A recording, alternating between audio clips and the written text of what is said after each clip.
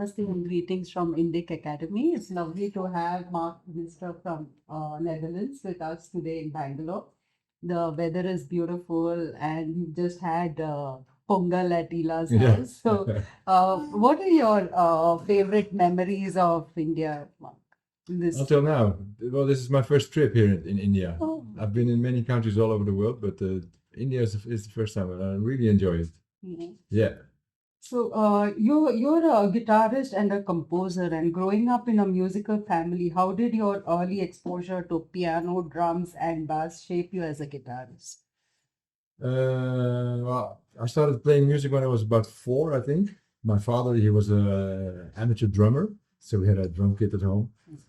We had piano at home, and my mother played guitar, so I was always playing on piano. And I took like 4 years classical piano lessons before I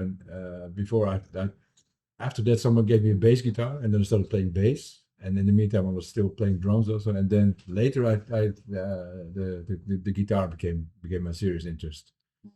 So, in your work here in India this time, which artists have you collaborated with, and how did that?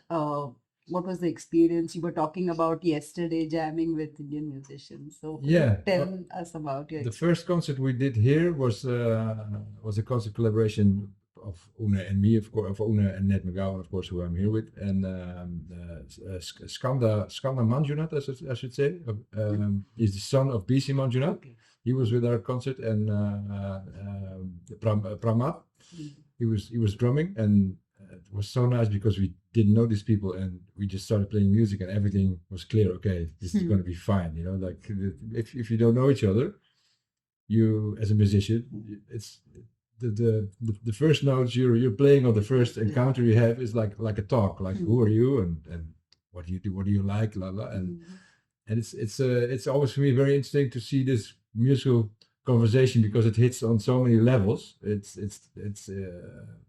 just as when you listen to each other and when you respect each other, then it's a very nice way to really dive into the depth of what music can be and what music collaboration can be for me. Because for me that's super important. That's the reason why I make music, is that we can share it together. You can share it with your audience, of course, but the most beautiful thing is that you can share it with other musicians who also yeah, and who also spend like a lot of time with their instruments, who invest a lot of time getting everything right, and it's like there's the whole mutual understanding. I love that. Yeah. In our some of our practices which are not musical but like yoga or any of our traditional, we have a rule, like if there's a fellow practitioner or sadhaka, the practice itself is so sacred that we do not compete with them. They become like our guru bhais and guru, like our brothers and sisters in that practice. So, does music do the same when you know that a fellow person is investing the same soul energy in their practice and their sadhana? And the music itself is so sacred that, the sense of competition that commercial music brings just disappears when you are in the zone on stage with, another fellow musician. So, can music become a kind of a bringing together without any of the negativity that the rest of the world has in some I ways? think if all the world leaders in the world would sing or play an instrument, that the whole world would be a much better place. I'm super convinced of that. And yeah, if you talk about commercial music, I think as soon as you speak, especially in the West, about commercial music, then a sort of different influence comes because it has to sell, money has to be there, there's competition. And I think for me, music is not about competition. Music is more about sharing together and sharing ideas and inspire each other. Yeah. So, can national ideas be translated into music? For instance, our sense of an India, or we have knowledge system, we have these motives and these themes and the temple culture, the divinity, the spirituality that we try to convey through our music. So, can we have shared themes, shared motives, and if that, have you tried conveying that in music? Like many people have thematic concerts. So, should we articulate a theme out front, or can music be, a silent carrier of a theme or a message? A silent carrier of a theme, music. Silent carrier. Yeah. Well, Mm. I think in all different parts of the world, music generates different emotions, of course, and also in all different parts of the world, it has a different function. And that's in the West. I think it's in India too.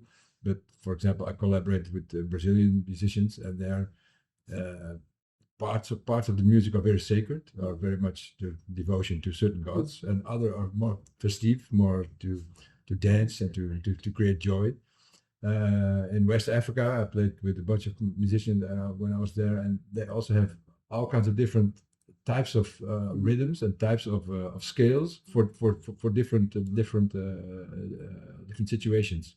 For example, when you play on a marriage, you play Yeah. different repertoire than you play on a funeral, and I think that's also the same in the West. And in that sense, music can certainly how should I say it, enhance or make the emotions stronger or make the emotions land in a good way. Yeah. For example, if you play on a funeral, you play with a completely different emotion, and then you bring over your own emotion, or you and on a wedding, it's a whole different ballgame. And on a concert, it's also much different. And during a concert, it's of course always nice to give different emotions in different songs to the audience. Yeah. So, what is your experience of Indian audiences? Like when I was here was yesterday. I mean, the audience for rhythm is very participative. Yeah, yeah, It's like they immediately catch what yeah, you're doing, yeah, and they yeah, want yeah, to be a part of the concert. yeah. So, what has your experience been in different places and spaces? Well, the way the audience responding here, it reminds me very much of like the jazz tradition. If there's a good solo, if you play a good solo, then you get applause. And here in the indie music, it works a little bit the same. It's my little experience on so far now, because I'm only for the first time. But I think the audience is audience is pretty smart. They're pretty well educated, and they know what they're listening to, and they know sort of what's going to happen. Maybe not in a very technical level, but intuitive maybe. But they also see, yeah. And I think if you collaborate and if you improvise, in improvisation, there's always a risk, of course, because it can fail. It's not set. But if you succeed, the joy is immense. Yeah. Is it difficult for you to bring in the guitar to collaborate with Indian instruments? Because we have one Western instrument, we have the violin, which has taken Yeah. beautiful shape in the Indian Yeah. repertoire. Yeah. We had the saxophone, Yeah. where Yeah. one musician tried to adapt the saxophone to Indian Mhm. music. Mhm. And the way, especially South Indian music is structured, Mhm. and with the gamakas, is it difficult for the guitar to uh, play with these instruments? I, Or, I find it very interesting because all the instruments you mentioned now are just melodic instruments. They can only play one note at a time. I have 6 strings, so I can play 6, so I can play chords, so I can bring harmony in the Indian music.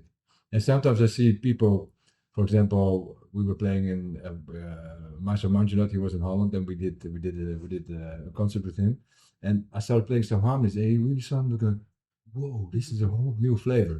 So I can, in that I have to sort of navigate my way. But if I stay in the harmony, and if I know the rag, and if I know what I can and what I cannot do, I think it can add like nice colors. Well, that's at least what I try. in terms of like when you say colors, how do you perceive music apart from the sound? We look at its impact on the body and different parts, the chakras and alignment, and what does it music do to you in terms of emotionally, and how you live your life and how you are as a person? Yeah, that's a very big question, of course. I mean, I think there's music for me. I can sort of experience music in a very emotional way. I can also look at it in a very analytical way. It's like, oh, this is the scale, these are the notes, and this is the rhythm. Or sometimes I also hear music and it doesn't fit at the moment of the day, and it really depends on the emotion you have, on the emotional stage you're in that day. But I noticed for example, when I wake up and when I first start playing, the first few notes are always like sort of fresh, sort of like, oh wow, oh yeah, oh wow. And it can only be 3 notes. And then I can be very amazed by only 3 notes. But at the same time, when I want to go out or there's a party mood or whatever, then like a nice hip hop or whatever or drum and bass can be super nice too. And so there's all kinds of different stages and emotions in music in general because it's such a broad genre also, and so it really depends on what, where, and when and how also. Yeah.